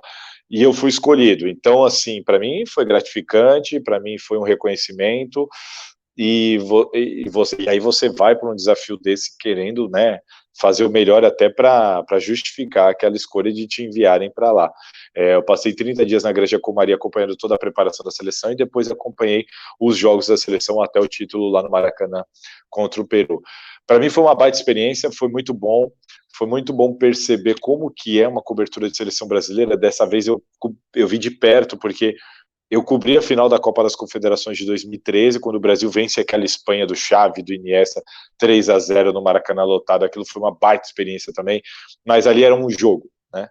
Final da Copa das Confederações eu fui lá cobrir um jogo. Ali foi uma experiência bacana, ali foi minha primeira experiência de cobertura de seleção, em um jogo grande, internacional, e aí você vê como funcionam as coisas, como que é uma zona mista, como que funciona uma coletiva, como que é uma área de imprensa num evento desse, é bem diferente do que nós estamos acostumados aqui. E aí a Copa América me trouxe mais essa experiência e, de novo, tudo bem que me trouxe muito trabalho, mas de novo trouxe evidência para o meu trabalho, no meio da Copa América, a cobertura transcorrendo normalmente, para minha surpresa, até de maneira tranquila demais. A gente está acostumado com o clube, cara. E aí, quando eu cheguei lá, tinha jornalistas ali que eu conhecia, até de Santos aqui e tudo mais. E aí, tudo bem? E aí, sabe quando você tá atrás de notícias e você não tem nada? E aí tem um amigo meu, Diego Garcia, que já cobria a seleção há um tempo e virou para mim e falou assim: ô Salazar, relaxa que aqui não é igual ao clube, não. Seleção é isso mesmo que você tá vendo, é essa calmaria, não tem pressão de torcida. E aí você começa a falar, cara, é muito diferente cobrir seleção do que cobrir clube, é muito mais tranquilo e tudo mais. Então foi uma experiência nova e bem diferente. O trato da assessoria também, tudo bem diferente. Agora, quando eu tô lá no meio da cobertura, o Neymar é acusado de estupro. Lembra da acusação de estupro no meio da cobertura? Então, acabou a nossa vida tranquila, virou um inferno. Trabalhei igual um lascado lá, porque a cobertura passou a ser voltada para o Neymar, além da questão do futebol. Então, assim, tudo mudou de repente. Neymar saía de helicóptero, voltava de helicóptero, e era BO, e a gente tinha que acompanhar, e aparecia. Então, assim, foi uma experiência muito bacana, né? Inclusive, a matéria do Neymar, quando ele resolve falar sobre a acusação de estupro, olha como é que foi, olha como é que aconteceu. Já estava tarde, tinha trabalhado o dia inteiro, começou início de madrugada, assim, eu deitei na cama do hotel para dormir, eu deitei, coloquei o celular no meu criado mudo, e antes de eu pegar no sono, meu celular começou a vibrar. E eu pensei até em não atender, eu falei, chega, já deu, né? Mas aí eu peguei o celular e eu olhei. Quando eu olhei, era a assessora do Neymar me chamando. E aí eu peguei, atendi, e ela, olha, o Neymar vai se manifestar agora. Aí pulei da cama, ligando o computador, chamando o editor que estava dormindo em casa em São Paulo, e a gente correu, e assim que ele começou a se manifestar, eu anotando, gravando, tirando print, porque ele começou a colocar as publicações, né, dele com a menina, e eu comecei a tirar print, já monta a galeria de fotos, prepara a matéria, aquela correria, e essa matéria foi a matéria mais lida da história do site da Gazeta Esportiva, que mais deu clique, né? Então foi uma puta recompensa, pessoal, né, chefia, todo mundo feliz pra caramba, tal. E aí foi assim, cara, aquilo virou uma loucura, mas, de novo, um grande fato, um grande evento que eu consegui cobrir, né, estar preparado para fazer a cobertura, e acabou gerando toda essa situação de acessos no site que explodiu e tudo mais. Enfim, foi uma cobertura especial que culminou, acaba no Maracanã lotado, com o Brasil sendo campeão e tudo mais. Foi uma cobertura inesquecível para mim. E aí, isso, não tenho dúvida, me credenciou para agora o Catar. A Gazeta vai levar 2 repórteres, eu seria um dos repórteres, e eu não tenho dúvida que a cobertura da Copa América lá, o trabalho que eu fiz lá, pesou na hora dessa escolha. E sem dúvidas também, você mostrando um pouco como é que é o dia a dia, que não tem dia a dia, né? 24 horas ali preparado para qualquer coisa e... Depois que inventaram o WhatsApp e internet, cara, acabou o expediente, não tem expediente. Você cansou de acontecer comigo, de estar num lugar assim e ter que sair correndo para isso. Já aconteceu de eu estar com a minha família, indo fazer um passeio. A Isabela vai conhecer no Morro da Asa Delta aqui na Baixada. Vamos lá no Morro da Asa Delta numa folga. No meio do morro, eu tenho que parar o carro, a minha esposa pegar o volante, porque eu precisei ali bater uma nota no celular, que era algo que não dava para esperar. Então a internet trouxe muito isso, né, o imediatismo. Muitas vezes não dá para esperar, como aconteceu essa situação de eu ter que pular da cama, como já aconteceu, por exemplo, de eu trabalhar 12 horas, eu estava home office, mas eu trabalhei 12 horas sem parar, e quando eu parei, eu desliguei, deitei no meu sofá para ver um filme, minha filha veio, deitou no meu colo, nisso toca o meu celular, era uma mensagem dizendo que o Ralph tinha entrado com o carro dentro de uma casa bêbado, lembra desse caso? Sabe? E aí você pula do sofá e volta a trabalhar. Liga para todo mundo que está acontecendo e apura para bater informação, vai atrás da polícia. E eu de Santos, mas consegui essas informações, porque eu consegui falar com a assessoria do Ralf, consegui falar com o André Sanches, na época presidente do Corinthians, consegui falar com a polícia, e aí você vai passando informação para quem está indo para o local, e vai batendo matéria, e liga o computador, e em várias madrugadas trabalhando, enfim. Depois que inventaram a internet, aliás, eu vou te falar, se uma coisa que eu tenho saudade era do jornal impresso, que quando rodava o jornal é um abraço, podia cair um meteoro, e você podia relaxar que notícias só no dia seguinte, não tinha essa. A calmaria, né, que tinha antigamente, agora Rodava o jornal, podia abrir a cerveja que a gente ia tudo, saía do jornal, ia tudo pro bar tomar uma cerveja, porque olha, não interessa, podia acontecer qualquer coisa. No tempinho de descanso. Bem, Thiago, a gente está indo pro final da nossa entrevista e aqui no nosso podcast a gente tem 2 quadros, tá? A gente vai puxar um pouquinho agora da sua memória, que tá começando agora o momento flashback. No momento flashback, né, como eu falei, a gente vai perguntar uma coisinha nostálgica, assim, que te marcou e por aí vai. Então já vou começando e fala um momento emocionante que você teve com o Corinthians, seja profissional, quanto também como torcedor. Rapaz, como profissional emocionante com o Corinthians, eu não sou muito de me emocionar, sabe? Eu sou meio frio, assim, principalmente quando eu tô trabalhando. Deixa eu pensar aqui rapidamente. Cara, essa questão de emoção, eu não sou realmente muito de me emocionar ou ser tomado pela emoção. Sou um cara, tento ser bem racional, bem frio, principalmente quando eu tô trabalhando. Mas assim, Bom, lembrei agora de uma situação. Lembrei de uma situação que mexeu comigo. Mas ela não foi no Corinthians. Pode ser? Pode, tranquilo. A minha primeira experiência em pauta de rua, eu era estagiário, começando já no jornal, tal, o jornal me contratou como estagiário, e na minha primeira pauta era cobrir aqui em Santos, tem um conjunto chamado Dali Coutinho, é uma espécie de conjunto habitacional na periferia de Santos, e lá a prefeitura construiu um espaço poliesportivo, né? E ia fazer essa inauguração. Então era aquela coisa assim, pauta de jornal regional, sabe? Trabalhava no Jornal de Santos, você vai lá fazer a inauguração, a abertura do complexo Dali Coutinho que a prefeitura está inaugurando e vai atender todo aquele pessoal da comunidade ali, da zona noroeste de Santos, que é da periferia e tudo mais. E eu falei, tudo bem, né? Típica pauta para você, de fato, mandar um estagiário lá fazer. Rapaz, quando eu cheguei lá, quem que ia inaugurar lá, cortar a faixa e tudo mais, e depois da entrevista para falar sobre a importância? O Pelé. Então, assim, a minha primeira pauta na rua foi para cobrir, claro, essa inauguração, mas que ficou em segundo plano, porque a minha primeira entrevista foi o Pelé. Entrevistar o Pelé ali, tete a tete, assim, eu aqui, ele aqui onde está meu celular. E, cara, ali eu confesso que as pernas, a hora que eu vi, como eu brinquei com ele, eu falei, a hora que eu vi o negão, minhas pernas tremeram, me deu um frio na barriga. Cara, é o Pelé, cara. Pra mim era aquela coisa, o cara era uma santidade, assim, que eu só via na televisão, né?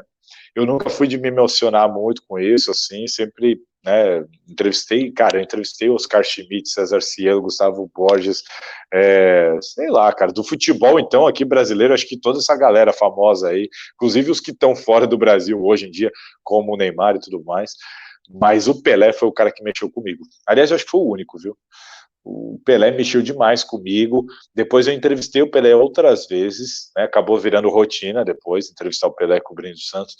Mas o Pelé sempre mexeu comigo. Acho que eu nunca cheguei perto do Pelé frio, sem sentir nada. Eu sempre fiquei nervoso entrevistando o Pelé. Não me impediu de entrevistá-lo, claro. Foi algo que me travou. mas era aquela coisa que por dentro, cara, o meu estômago tava, se eu tivesse a gastrite naquela época que eu tenho hoje, eu ia tá com dor, porque ele mexia com o meu estômago, minha pele, eu ficava nervoso, tenso, tremia a mão, assim, cara, eu sentia ali uma responsabilidade muito grande em entrevistar o Pelé. Então, assim, eu acho que dá para tratar como o momento mais emocionante da minha carreira. Foi esse momento, particularmente, e todos os momentos que eu estive e que eu tive a oportunidade de entrevistar o Pelé. Aliás, que sempre foi um cara, assim, espetacular. Você imagina, assim, eu era um estagiário de um jornal de Santos. O Pelé me tratou como ele trata o Galvão Bueno. Assim, ele me tratou numa seriedade, numa serenidade, assim, espetacular, e sempre foi assim. O Pelé sempre foi um cara que mexeu muito comigo. Agora você me perguntou do meu lado torcedor, mas quem falou que eu sou corintiano? Eu não sei de onde vocês tiraram essa informação, mas vou ficar quieto aí.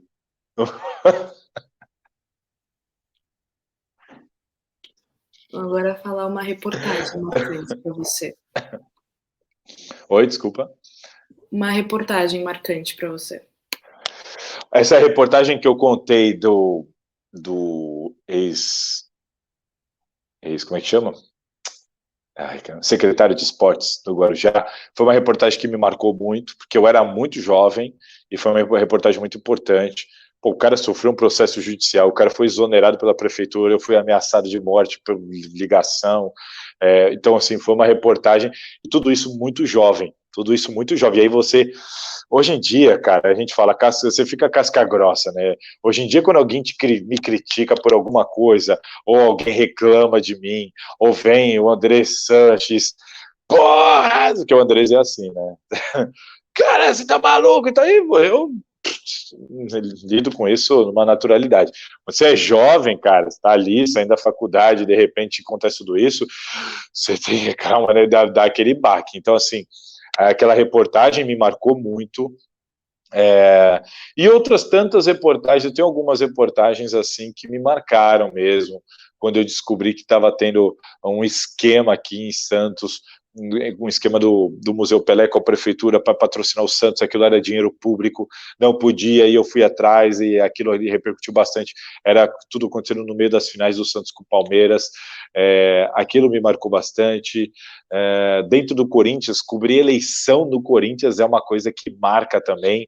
A cobertura que eu fiz das últimas eleições do Corinthians, eu passei 18 horas lá dentro, fazendo aquela cobertura em tempo real, e foi algo que me marcou bastante também. Enfim, tem que parar para pensar assim, porque foram tantas coberturas, furos de reportagem que caramba, eu curti muito ter dado e tudo mais. Tem furos super simples, como por exemplo, eu dei o furo que o Corinthians tinha contratado o Luan. Nossa, repercutiu muito, meu Twitter bombou naquela época. E essa é gostoso, né? Não não deixa de ser uma reportagem, foi uma apuração, foi um furo, está dentro do nosso dia a dia, falar de contratação. Então a gente fala tanto disso que acaba nem sendo marcante, né? Porque acaba sendo uma rotina. Mas era um grande jogador que estava chegando e num grande clube como o Corinthians, e ser o primeiro a dar, ser o cara a descobrir, pá, aquilo. Então, a reportagem que eu fiz ali daquela manifestação da torcida, saindo para pegar os jogadores de porrada no aeroporto, a gente ao vivo, no Mesa Redonda, cara, você tem que tomar muito cuidado, o que você está falando, você tem que narrar o que você está falando, mas você tem que tomar cuidado para não apanhar, e eles saíram correndo, a gente também teve que literalmente sair correndo, com o microfone na mão, tentando direcionar o câmera que está correndo, olhando e sabe, todo mundo tomando muito cuidado para não cair, para não apanhar, e tendo que relatar tudo aquilo. Então, cara, eu vivi, graças a Deus, grandes experiências, grandes momentos, muitos me marcaram, muitos, eu teria até que parar aqui para pensar melhor, que eu tenho certeza que daqui a pouco eu falo, putz, devia ter falado daquele. Foram grandes situações e grandes momentos que eu vivi que me marcaram, assim, nesse ponto de reportagem, por exemplo, lembrei de uma, tá vendo? Lembrei de uma que me marcou muito.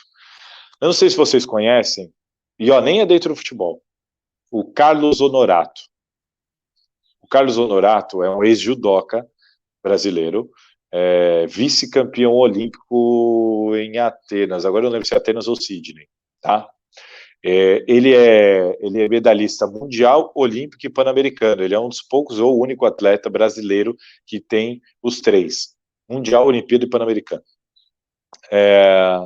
E, cara, enfim, o cara foi um grande judoca, assim, grande judoca, um dos melhores que nós já tivemos, um dos grandes atletas, então, do Brasil no geral. Foi vice-campeão olímpico. Ele pegou um japonês campeão olímpico na semifinal, quebrou o braço do cara, arremessou o cara. O Brasil parou para ver a luta do Carlos Honorato na final da Olimpíada, de peso pesado e tudo mais, no judô. E, cara, eu descobri há pouco tempo atrás, acho que uns 3 anos atrás, não lembro, eu descobri que ele estava dormindo de favor numa academia, de favor, ele não tinha onde dormir. Ele estava dormindo num tatame usando a mochila dele de travesseiro. Era isso. O cara não tinha onde dormir. E o cara, vice-campeão olímpico. O Brasil parou para assistir esse cara. O cara tem medalha de Olimpíada, Mundial, tudo mais, e o cara não tinha onde dormir. E, cara, eu descobri isso, fui atrás dele. A gente se encontrou, ele topou me ouvir, a gente se encontrou, eu consegui convencer ele a fazer uma reportagem, falar sobre esse drama pessoal, porque às vezes você fica sabendo disso, mas se o cara não quer falar, você não tem matéria, e eu consegui convencer ele a falar. Nós fizemos uma grande reportagem, inclusive concorreu a prêmio, que foi para o site, para a televisão e tudo mais, mas foi uma grande reportagem, foi muito bacana. E ali ele abriu o coração de todos os problemas da vida dele, e a reportagem ficou muito bacana, eu tenho muito orgulho dela, da pauta, do furo, de tudo mais. Mas o mais legal, cara, na mesma semana, o presidente, o então presidente do Paineiras do Morumbi, não sei se vocês conhecem, o clube de São Paulo, perto do São Paulo ali, no Morumbi, o presidente do Paineiras ligou na redação, pedindo o contato do Honorato, porque ele viu a reportagem na televisão, tomou conhecimento, ele não sabia daquilo, e o Honorato foi contratado para ser técnico da equipe de judô do Paineiras. Hoje o Honorato está muito bem, virou um grande amigo meu, e até hoje ele é técnico da equipe do Paineiras do Morumbi, inclusive de grandes atletas campeões aí, voltou ativa, está trabalhando com o que conhece, com o que sabe, com o que gosta, sabe, voltou a viver normalmente, está aí namorando, casado, tudo mais, virou um grande amigo meu, inclusive ele mora aqui em São Vicente. E trabalha lá no Paineiras.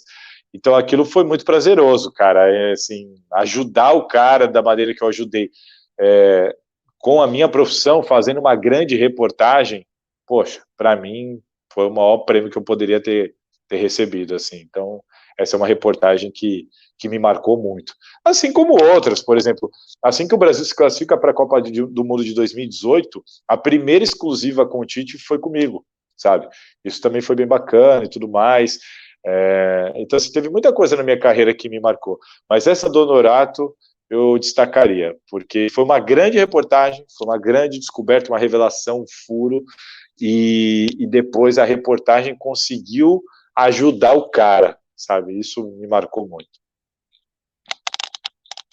Bom, agora conta pra gente uma história dos bastidores, assim. Deixa. Uma história de bastidor. Eu não sei, cara. Tem muita coisa boba, como, por exemplo, assim, o que eu percebo até meu sobrinho, que é menino, novíssimo, 10 anos de idade, e às vezes ele fala assim pra mim: tio, mas você entrevistou o fulano de tal, assim, tipo, rotina nossa, sabe? Assim, eu percebo que às vezes o pessoal fica muito encantado, assim, com coisas que fazem parte da nossa rotina. Eu tinha um amigo são paulino, fã do Rogério Ceni, e um dia no bar, assim, comentando, e ele falou: cara, se eu encontrasse o Rogério Ceni, eu não sei o que eu faria. Eu falei: cara, essa semana eu tava no CT do São Paulo, no banheiro, urinando, no banheiro masculino, né, não no vaso, né, como é que chama aquele mictório, né, que é em pé. Eu tava no CT do São Paulo urinando, chegou o Rogério Ceni do meu lado para urinar do meu lado, sabe? E aí, meu, beleza? Beleza, tudo certo? Tudo certo. Ah, não, e aí hoje o time? Ah, beleza, bate papo ali e tal, vamos, levanta, vai embora. Sabe, e o pessoal fica, nossa, não é possível. Eu falei, meu, o bastidor de futebol é bem diferente do que a maioria das pessoas pensa, assim. Nossa, celebridade. Não, cara, a gente tem um contato normal com essa galera. É... Eu acho que o que pega de bastidor, assim, é saber de muita coisa que a gente não pode publicar. Tem muita coisa, ó, vou contar uma que agora todo mundo já sabe. Mas, por exemplo, teve uma que mexeu comigo pra caramba, que foi o seguinte, eu tava no campo da Vila Belmiro uma vez, e aí o Clodoaldo, sabe, o ex-jogador da Copa de 70 e tudo mais, o Clodoaldo chegou em mim e falou assim, Salazar, caramba, eu vou te falar uma coisa, mas assim, eu só te falo se você não falar pra ninguém, não publicar isso de jeito nenhum. E eu achei que ia ser uma bobeira, tal, eu falei, não, pode falar. Ele falou, cara, o Pelé tá andando de cadeira de rodas dentro de casa, ele não consegue mais andar. E ninguém sabia disso, ninguém fazia a menor ideia que o Pelé estava tão debilitado fisicamente. Tal. E eu falei, meu Deus, eu preferia não saber disso. Saber disso e agora não poder publicar, tipo, puta furo de reportagem e tal. Se eu publico isso, é algo que vai ser repercutido no New York Times, sabe? O Pelé tá de cadeira de rodas. Só que eu dei minha palavra pro Clodoaldo, né? Eu não, me doeu no coração e eu não publiquei. Depois todo mundo descobriu. E a gente descobriu como? Quando ele foi erguer a tocha olímpica, naquele revezamento da tocha, e deu para ver o Pelé se levantando de uma cadeira de rodas com ajuda. E aí todo mundo, nossa, o estado do Pelé, aquilo foi notícia no mundo todo. E eu olhei para aquela situação, eu estava lá e eu olhei para aquela situação e pensei, cacete, eu sabia, eu tinha esse furo. Então, assim, isso acontece muito nos bastidores. Tem muita coisa que eu sei que eu nunca publiquei nem posso falar. Tem muita coisa que os amigos sabem. Não pode falar, porque se eu falar, ou eu vou preso, ou eu sou processado, eu acabo com a minha carreira, porque eu não tenho prova daquilo. E isso do Pelé é uma situação até branda, porque tem coisa que você sabe de crime. Se você falar, o cara vai responder processo, sabe? De desvio, às vezes você descobre que tem um empresário levando dinheiro de uma maneira, com um esquema com aquele presidente, com aquele jogador. Tem coisa que você fala, como que eu publico isso se eu não tenho prova? Então, assim, tem muita coisa de bastidor engraçada, tem muita coisa dessa situação que eu falei que nem do Rogério Ceni, e tem muita coisa de bastidor que infelizmente a gente não pode falar por falta de provas, tem muita coisa como essa do Pelé que você não pode falar porque você dá a sua palavra e você não pode falar aquilo. E tem coisa boba também, como tá numa balada e de repente dá de cara com um jogador. Que o cara fala, meu, pelo amor de Deus, não fala que eu tô aqui, senão você vai acabar com o meu casamento. Você fala, não, fica tranquilo, vai curtir tua balada pra tá. Então, assim, bastidor de futebol tem de tudo, né? Até os pequenos detalhes, né? Tem que guardar segredo, que senão. Não, tem coisa, por exemplo, assim, recentemente eu dei algumas informações sobre o time que o Corinthians ia jogar, né? E aí o Duílio até veio falar comigo, porra, eu vou descobrir quem é tua fonte, você tá revelando o time e tudo mais. Aí veio, por exemplo, o Corinthians pegou o Boca na Bomboneira, agora, na Libertadores. E eu não fui pra Bomboneira. A Gazeta preferiu não enviar ninguém e tudo mais, por causa de custos, e foi todo mundo para lá, os setoristas todos foram cobrir o jogo lá. Enfim, mas, sei lá, 2, 3 horas antes do jogo começar, eu tava aqui em São Paulo e eu dei no Twitter a escalação do Corinthians. Então, mesmo sem ir, eu consegui o furo, que era da escalação do Corinthians, que acabou se confirmando depois. E o Duílio, porra, me mandou mensagem puto da vida, viu, né? Porra, não sei o que, tal. Eu falei, cara, é informação, velho. E, cara, o que eu posso falar hoje, porque eles já sabem, quem me passou essa informação foi um jogador que ia estar em campo, cara. E eu aqui em São Paulo, ele lá no vestiário da Bomboneira, ele me mandou a escalação. Entendeu? Isso é o mais puro bastidor do futebol. Então você consegue informação de tudo que é jeito, cara. Tudo que é jeito. Eu já consegui informação dando uma carona, conhecendo um cara, o cara entrar no carro, o cara virou uma fonte minha, porque o cara era um indiano que trabalhava no escritório de advocacia de um grande empresário. Foi assim, sem querer, encontrei o cara. Cara, eu já consegui informação no mar. De estar no mar, na praia, dentro da água. E tá lá e de repente olhar para o lado, um cara olhar para mim, ô Salazar, quem era? Era um ex-dirigente do Santos, que tava ali, e, cara, fiquei sabendo de tal coisa e me deu uma informação ali no mar, na praia. Então, assim, você consegue informação buscando informação, indo atrás, tendo fonte, ligando para um cara de confiança, mas a informação você consegue de tudo que é jeito. Nossa, o bastidor, bastidor do futebol é espetacular nesse sentido. São tantas e tantas maneiras que as coisas simplesmente acontecem, quando você menos espera, é demais, assim. Então, tem muito bastidor, assim. Eu já dei escalação da seleção brasileira em Copa América, porque eu estava escondido numa casa, num morro lá da Granja Comari, vendo treino de binóculo. Sabe? E aí você dá a escalação e os caras, como é que você conseguiu inteira essa? Assim, cara, bastidor de futebol é muito diferente daquilo que a gente divulga. Tem muito mais coisa. Nossa, tem muito mais coisa. Coisa boa, coisa ruim. Tem coisa ruim também. Tem muita coisa ruim. Eu sei de jogador que estava fora, afastado, porque, fulano não vai jogar porque tá com uma lesão no músculo, né? O clube manda assim. E não era. Eu sabia que ele estava afastado porque ele tinha usado droga, sabe? E eu tinha essa informação. Só que eu não tinha prova. Nunca publiquei. Nunca, mas eu sei. Entendeu? Então, assim, tem muita coisa que a gente fica sabendo nos bastidores que não dá pra divulgar. Se eu divulgo isso, o cara me processa, acabou minha carreira. Não tinha nenhuma prova. Sabe? Esse é o bastidor. Uma vida de espião, né? Quase igual ali, uma vida de espião. E, Thiago, agora, voltando, né, de novo pro momento flashback, uma frase que te fez continuar. Eu vou te falar, cara, que teve um momento, não foi uma frase, foi uma mensagem que eu recebi, que era uma mensagem um pouco mais longa, assim, um textinho. Luciano Ribeiro, grande jornalista, cobriu tudo, cobriu o Santos por mais de 30 anos, cobriu seleção brasileira e tudo mais. A primeira vez que ele me viu cobrindo seleção brasileira, fazendo uma pergunta para o Tite, lá na cobertura da Copa América, eu estava num momento bem difícil da minha carreira, da minha vida ali, porque, enfim, eu fui designado para fazer uma cobertura, essa escolha culminou com alguns problemas internos. É complicado, cara, porque quando você tá num lugar desse, muita gente queria estar no seu lugar, sabe? E eu tava vivendo um momento de muita pressão psicológica ali, e até minha mesmo. Algumas coisas não estavam dando certo, e eu tava tendo problema com a equipe que estava em São Paulo, e a pressão estava muito grande em cima de mim ali. E eu vivendo aquela minha primeira experiência de cobertura de seleção brasileira, eu tava num momento, sabe, tava difícil, assim, eu tava tenso, assim. E eu tava tenso, eu tava preocupado, e de repente eu não falava com o Luciano há muito tempo.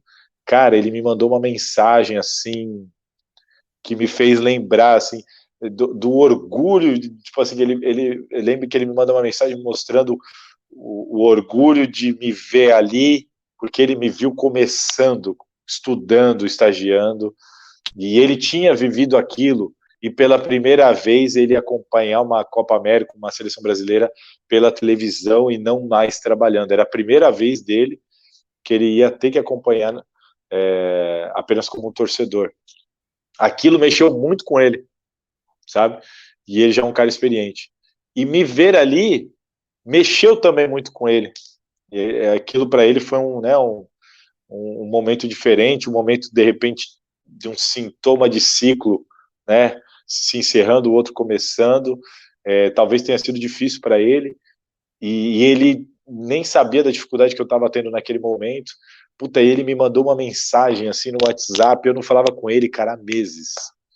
E ele me mandou uma mensagem no WhatsApp, assim, que me fez lembrar das dificuldades, de tudo que eu passei.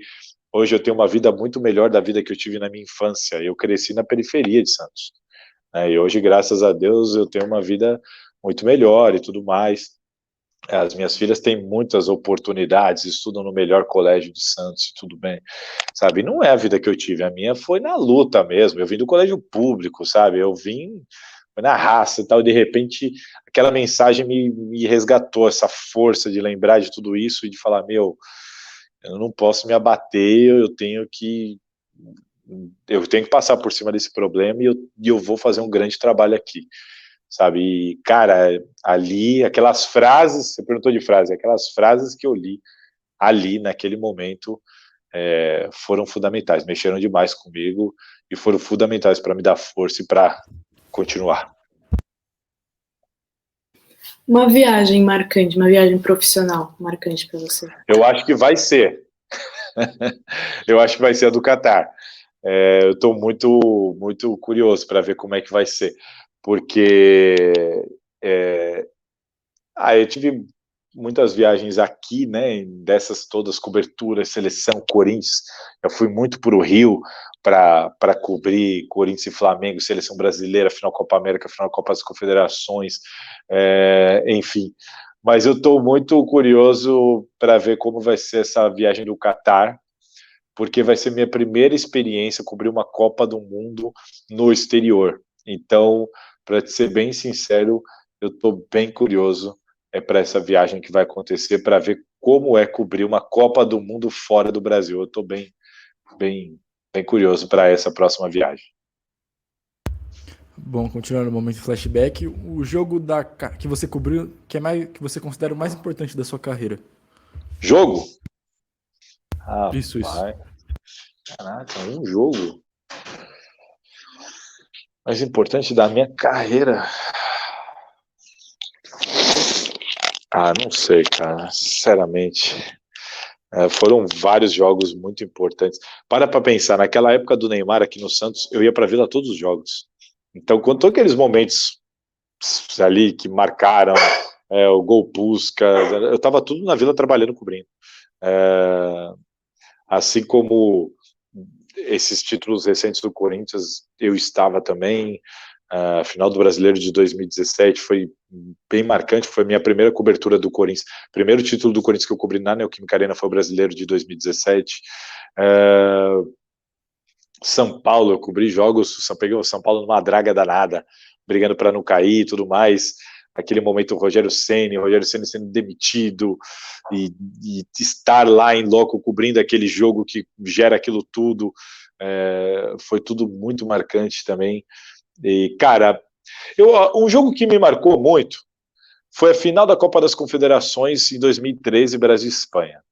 Esse jogo, eu vou te falar, me marcou muito, porque foi a minha primeira experiência cobrindo um jogo de seleção brasileira, e todo mundo diz, e é verdade, a atmosfera no estádio de clube é muito diferente de seleção. Seleção é muito mais tranquilo, tem muito turista, gente que está ali que nem sabe a regra do impedimento.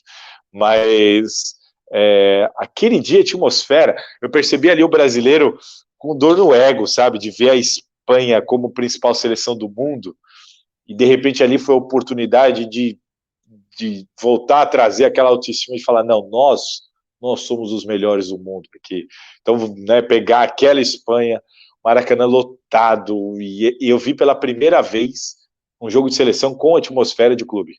Foi aquele dia. Foi a única vez, aliás, que eu vi um jogo de seleção com atmosfera de clube.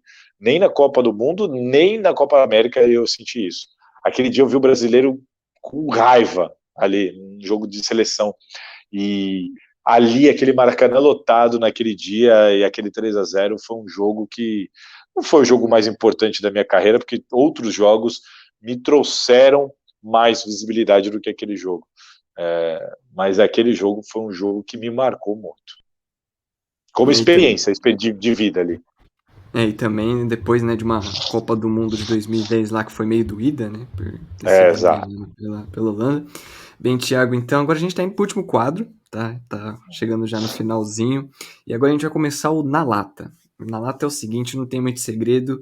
O que vier na sua cabeça, você responde de prontidão assim. E o que rolar, rolou, tá bom? Então, já para começar, Libertadores ou Champions? Cara...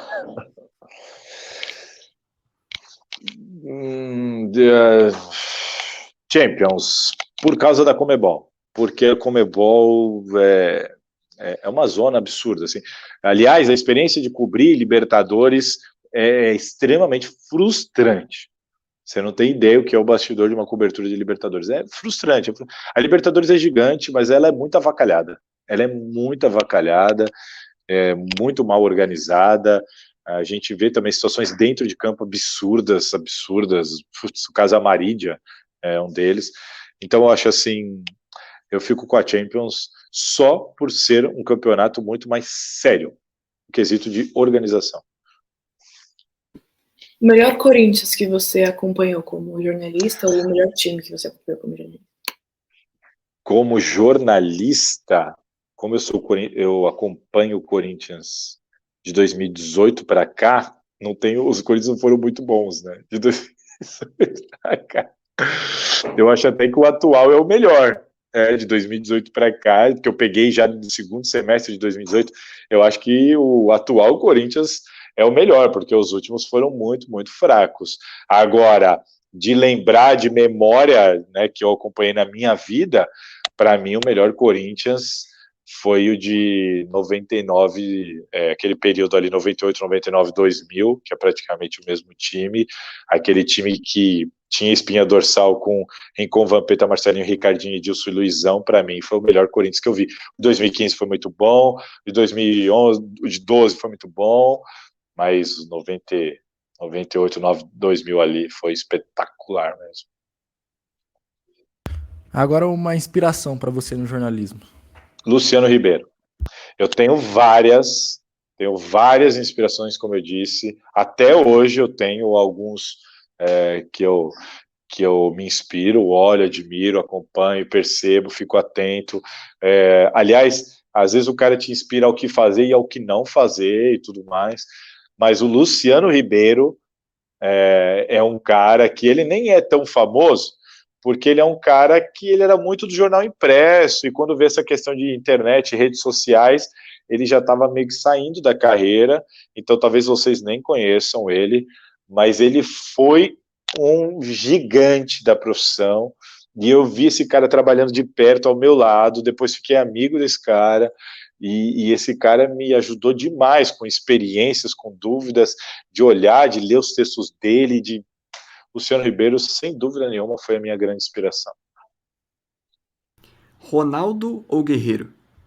Ah, isso aí você tá de brincadeira. Cara, não dá nem pra Ronaldo assim. Porra, o Ronaldo eu acho que foi o melhor jogador que eu vi jogar, cara. Mais do que o Messi, mais do que tudo. O Ronaldo foi de fato um fenômeno. O Ronaldo para mim foi o melhor jogador que eu vi jogar. Fazer um pré ou um pós-jogo? Há um pós-jogo.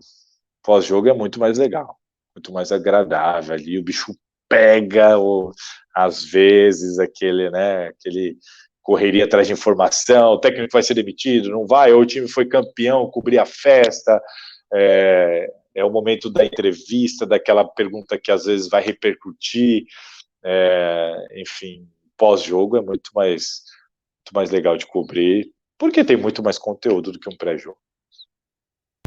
Um sonho profissional que você ainda quer realizar. Cobrir a Copa do Mundo no exterior. Esse era o meu objetivo a curto prazo e, se Deus quiser, estarei no Catar. Então, esse é um sonho profissional que eu quero cumprir. E aí, depois desse, eu paro para pensar nos próximos. É o que eu sempre falo, sempre tento olhar a curto prazo. Rivelino ou Sócrates? Nossa! Como? Em que sentido? Rivelino jogou mais que o Sócrates. Não há nenhuma dúvida que o Rivelino jogou mais que o Sócrates. Mas o Sócrates, para mim, é o maior ídolo do Corinthians. É o maior ídolo do Corinthians, na minha opinião. O Rivelino foi mais jogador de futebol que o Sócrates. Mas o Sócrates, além de gênio do futebol, era o ser humano que eu admiro demais. Aqui em casa eu tenho um quadro do Sócrates, 3 livros do Sócrates, pra você ter uma noção. Eu admiro demais o Sócrates, a postura dele, o que ele fez fora do futebol. Então, como representatividade, eu fico com o Sócrates. Agora, dentro das 4 linhas, o Rivelino. Tite ou Oswaldo Brandão? Tite, para mim, maior técnico da história do Corinthians e um dos maiores técnicos da história do futebol mundial. O Tite, se ele for campeão da Copa do Mundo, para mim, nós teremos uma discussão assim. O Tite é o maior técnico da história da seleção brasileira? Acho que vai dar para discutir isso. Porque aí, não, mas pô, o Zagallo participou de 200 mil Copas do Mundo e tudo mais, lá. Tudo bem, importante. Mas se o Tite for campeão da Copa do Mundo, o Tite terá sido campeão da Copa do Mundo, da Copa América, das eliminatórias, né, que não tem título, mas também das eliminatórias, enfim, de tudo que ele pôde, com os melhores números da história da seleção. De mais pontos conquistados, de maior tempo de invencibilidade, de mais gols marcados, de menos gols sofridos. Então o cara vai ter, sim, simplesmente conquistado, vai ter sido o melhor em tudo. Estatística, título, tudo. Então, Tite, para mim, nessa aí, ganha de longe. Agora uma torcida, a torcida que mais te impressiona. A do Corinthians, sem nenhuma dúvida, sem pestanejado. O Corinthians, ela é uma torcida diferente. Cara, para mim, o maior exemplo, o que foi feito em 1976. Nunca se viu aquilo. Só a torcida do Corinthians fez aquilo é um absurdo, a invasão do Maracanã em 76. E o que foi feito em 2012, no Japão, de ser o maior deslocamento de seres humanos de um continente para o outro depois da Segunda Guerra Mundial. Então, assim, são coisas, de fato, impressionantes. É o que você falou, é o que mais impressiona, né? Nós temos grandes torcidas por aí, umas maiores que as outras, umas mais fanáticas que as outras, umas que cantam mais, outras que cantam menos, umas que reclamam mais, outras que festejam mais, mas nesse quesito de impressionar, a do Corinthians eu acho que é maior concurso nesse sentido. A invasão do Japão, a invasão no Maracanã, são bem marcantes. E agora, a última, né? Uma palavra pro seu eu do passado. Uma palavra? Pro seu eu do passado.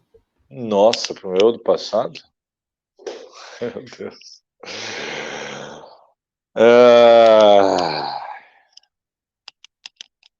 Não é difícil essa.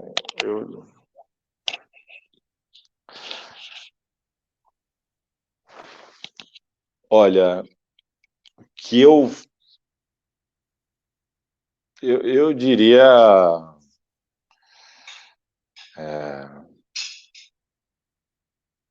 eu acho que eu diria assim, é isso aí, sabe, porque a gente toma muita decisão, né, quando a gente vai adquirindo mais experiência na vida e tudo mais, na profissão, e é mais fácil tomar decisão quando você está mais maduro para tomar essa decisão, né?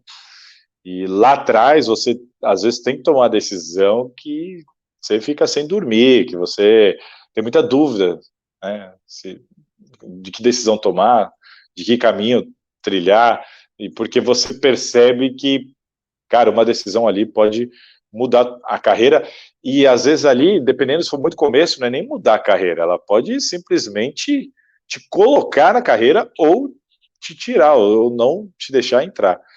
E eu acho que nesses momentos de decisão ali, hoje, olhando para o passado, como você disse, eu acho que eu tomei as decisões que eu tinha que ter tomado mesmo, não me arrependo de nenhuma delas, então o que eu diria para o meu eu do passado seria tipo, é isso aí, tomou as decisões que tinha que ter tomado mesmo, né? O futuro mostrou que era isso mesmo. Bem, Thiago, muito obrigado pelo seu tempo, por ter aceitado o nosso convite. Lembrando você que está nos acompanhando agora, você pode encontrar o Thiago no Instagram, no tsalazar.jornalista, e o seu Twitter, @Thiago Salazar. E também você pode acompanhar o Thiago pela TV Gazeta, né, pela Gazeta Esportiva.